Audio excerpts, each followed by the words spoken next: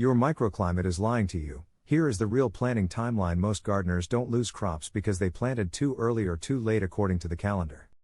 They lose them because they're following the wrong timeline entirely. Your backyard has its own microclimate, and it can be 2 to 3 weeks ahead, or behind, the official planting dates for your area. If you're trusting a planting calendar without understanding what's happening in your own garden, you're setting your vegetables up for slow growth, poor germination, and disappointing harvests. One of the biggest improvements I ever made was stopping the habit of guessing when the soil was warm enough. I started measuring it instead.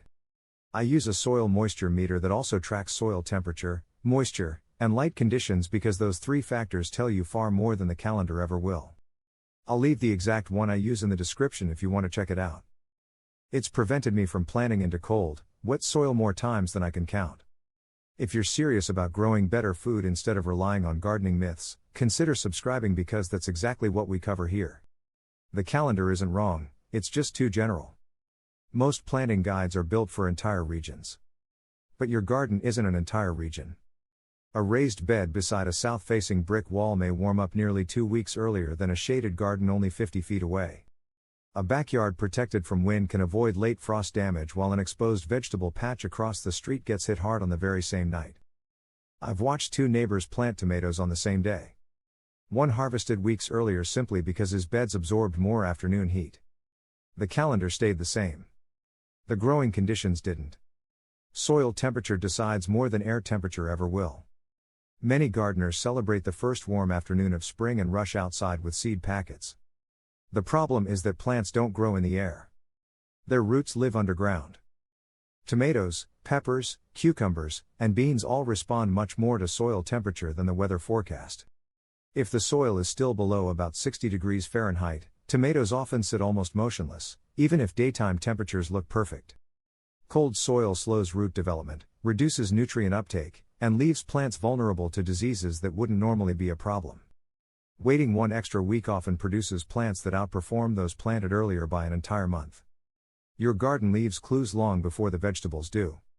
This is where experienced gardeners pay attention.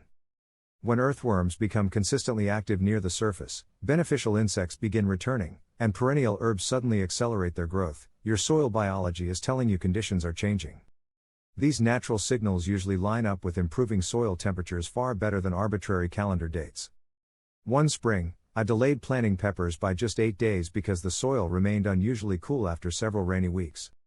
The neighboring gardens planted according to the calendar struggled for weeks. Mine established quickly because the roots entered active soil instead of cold ground. That's why observing your garden is every bit as important as reading planting guides. Raised beds, containers, and in-ground gardens all follow different clocks. Raised beds usually warm first because they're exposed to air on all sides. Containers often heat even faster, especially dark-colored ones sitting in full sun. Traditional in-ground gardens usually stay cooler longer because they contain more moisture and greater soil mass.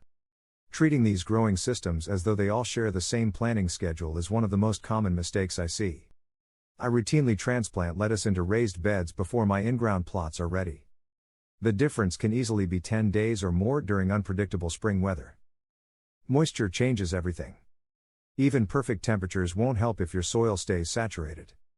Wet soil contains less oxygen, forcing roots to struggle before they ever begin growing. This is why some gardeners blame fertilizer when plants stall after transplanting. The real problem isn't nutrients. It's oxygen-starved roots trapped in overly wet soil. Healthy soil balances warmth, moisture, and air all at the same time. Miss one of those, and growth slows dramatically. There's a better planting timeline than any calendar. Instead of asking, "What month should I plant?"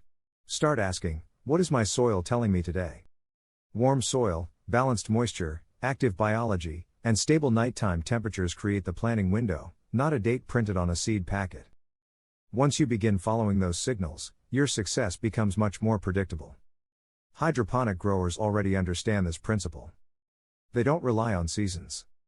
They rely on stable root zone conditions.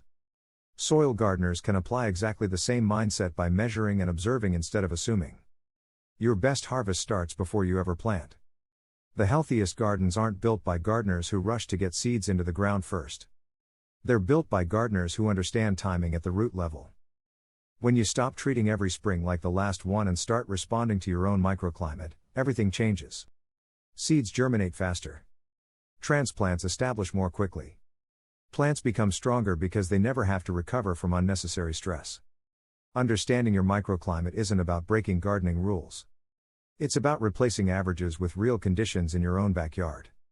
If this helped you see planting in a different way, subscribe to FarmLogic for more practical gardening techniques that focus on how plants actually grow, not just what the calendar says. Share this video with another gardener who's frustrated by inconsistent harvests. Sometimes the biggest improvement comes from changing your timing, not your fertilizer.